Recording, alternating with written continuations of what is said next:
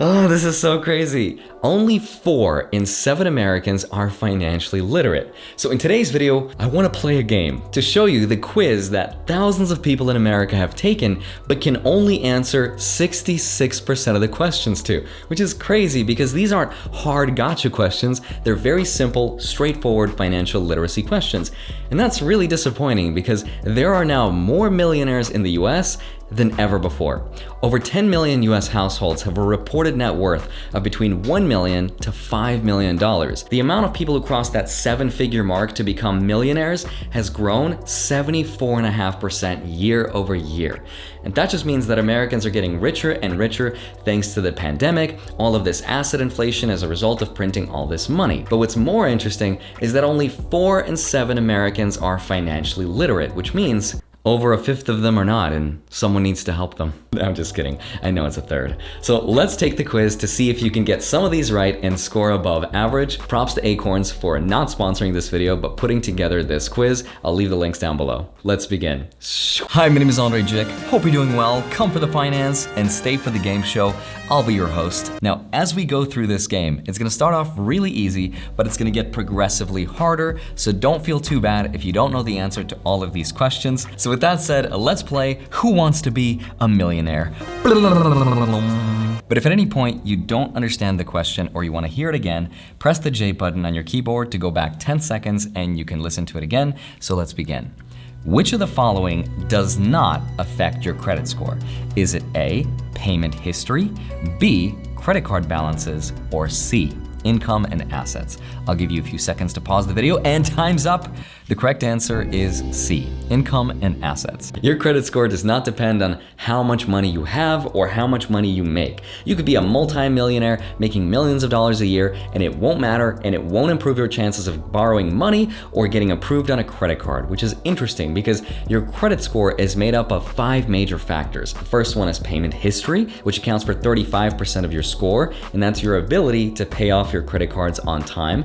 There's also the amount owed or the debt, which represents 30% of your score. So if you want to keep it in the excellent range, you want to use no more than 10% of your monthly allowable credit. Then there's the credit length or the length of history. The older your accounts, the better. That represents 15% of your score. The other 10% is credit mix, which is the different types of credits you might have. There's installment credit, which are things like loans. And then there's revolving credit, which are things like credit cards. A healthy balance is what they want to see. And the last one is new credit, which is the other 10% of your score, which just represents things like hard inquiries. That's how it works. Now let's move on to question number 2. Let's say that you have exactly $100 in your savings account earning 1% interest per year. How much money would you have in exactly 5 years? Is it A, less than 105, B, exactly 105, or C, more than 105? Time's up. The correct answer is C, more than 105. This is the basic principle of compound interest. Now let me show you some of its quirks and features. And the reason that it's not B, exactly 105, is because that interest gets added to your initial principal value, which is what you started with, and that's what gets compounded again and again. So for example, that first year, yes, it's $101 because 1% of 100 is $1, which gets added to 100. You get 101, but then it's 1% of 101, which is $1.01, which gets added to 101, which becomes $102.01, which is 1% of that becomes $1.02. Pennies. I don't know how to say that. $1.02. So on and so forth. You get the idea until after 5 years, you get $105.10. That's how it works. Now let's move on to question number 3. Let's say you're investing money into a retirement account that is considered pre-tax. That means you might be able to reduce your taxes at the end of the year. Is that statement A, true, or B, false? I'll give you a moment. The correct answer is A, true. However much money you put into a pre-tax account, like a pre-tax 401k or a traditional IRA, is the amount of money you can deduct off of your annual income by the exact same amount. So in the example of a TIRA, which is a traditional IRA, that's the year you pay less in taxes, but the catch is that whatever that account grows into in the future, that's when you pay taxes on that distribution. Now, bonus round, a post-tax account like a Roth IRA does not allow you to deduct off of your annual income. Instead, whatever the amount of money grows into in that Roth IRA account is the time that you don't have to pay taxes on the distribution because you chose to pay taxes earlier. So far, these are relatively easy and simple, straightforward questions, but they're about to get a little bit harder. So let's move on to question number 4. If you have children and they go to a private school, their tuition is considered tax deductible. Is that statement A, true, or B, false? I'll give you a few moments. Time's up. The correct answer is B, false. Private school tuition is not tax deductible, but it sort of can be with plans like the 529 College Savings Plan, which every parent should consider doing for their kids if they have the resources to do it. And it works kind of like the Roth IRA, which is an account that you contribute money into that you cannot use to deduct off your annual income.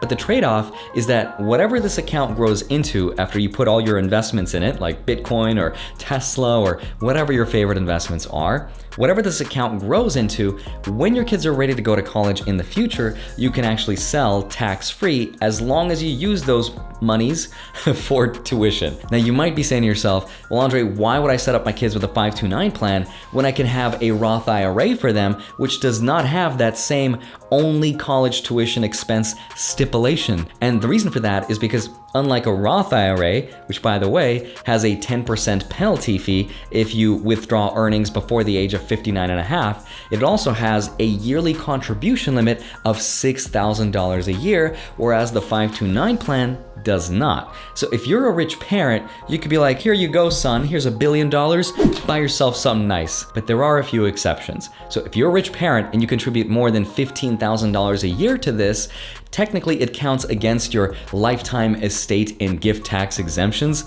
which by the way is also like $11.7 million in 2021, so most people should be fine. And the other limitation of the 529 is that there is a hard cap on how much money in total you can have in those accounts, which varies state to state, but it's anywhere between $235,000 to $529,000. So no, you can't be like, wait a minute, I could use this as a no-limit Roth IRA account for my kid that I know won't go to college for myself? Sneaky, sneaky. No, you can't. But on the upside, college dorms and parties count as qualified expenses. Bruh. Lit. Let's move on to question number 5. Things are about to get spicy. Let's say you had a credit card with a $1,000 balance on it and the APR was 15%. The question is, if you chose not to pay off this card, how long would it take for your balance to double, to go from 1,000 to 2,000? Is it A, 3 years, B, 3 to 5 years, C, 5 to 7 years, or D, more than 7 years? I'll give you a little bit more time, give you a lifeline, call a friend. Time's up, you are the weakest link, goodbye. The correct answer is B, 3 to 5 years. It'll take exactly 4.8 years. I love to nerd out about the rule of 72 because it's actually pretty useful, and here's why. Normally, the rule of 72 tells us how long it takes us to double our money when investing in something, and what we do is we take the expected return in percent form and we divide that number into 72. Now, in this case, we're going to use it to figure out how long it would take the credit card companies to double their money. So for example, if the annual APR is 15%, that's when we can use to divide into 72. So 72 divided by 15, and we get exactly 4.8 years. That's how long it takes for your balance to go from $1,000 to owing $2,000. That is why you should always pay off your credit card balances and never carry a balance to the next month. And it's also why we know exactly when the stock market will double our money, because the expected return of the market is between 7 to 10%, which is why our money doubles every 7 to 10 years. Congrats if you've made it this far, because we are only 3 questions away from the $1 million. A 15-year mortgage has a higher monthly payment than a 30-year mortgage, but you also pay less in interest over the lifetime of the loan. Is that statement A, true, or B, false? I'll give you a moment. The correct answer is A, true. A 15-year mortgage does have a higher monthly payment than a 30-year one, but the trade-off is that you also pay less in interest over the lifetime of the loan. If you took out a $100,000 loan at 3% for 15 years, your monthly payment would be $691 and you'd pay $124,305 over the course of the loan. Now, if you took out that same $100K at 3% over 30 years, your monthly payment would be a lot lower at $422 a month, but you'd pay a lot more over the course of the loan, $151,777. And 15 versus 30-year mortgages is one of the most hotly debated topics in finance. You can make an entire video about it. There are pros and cons to both. With a 15-year mortgage, you pay it off a lot sooner, which means you pay a lot less in interest. But the benefit of the 31 is that it gives you more flexibility, so that you could pay off the 30 in 15 if you wanted to. But because your monthly payment is a lot lower, you can invest the difference into the market and potentially end up with more money. But the 15-year mortgage means that after 15 years, you have that entire mortgage monthly payment that you can invest into the stock market for an additional 15 years. So the math gets very complicated and it really depends, which is not the scope of this video. So let's move on to question number 7. Investing your money into individual stocks like Apple or Disney is a much safer way of investing than putting your money into a broad market exchange traded fund. Is that statement A, true, or B, false? I'll give you a second.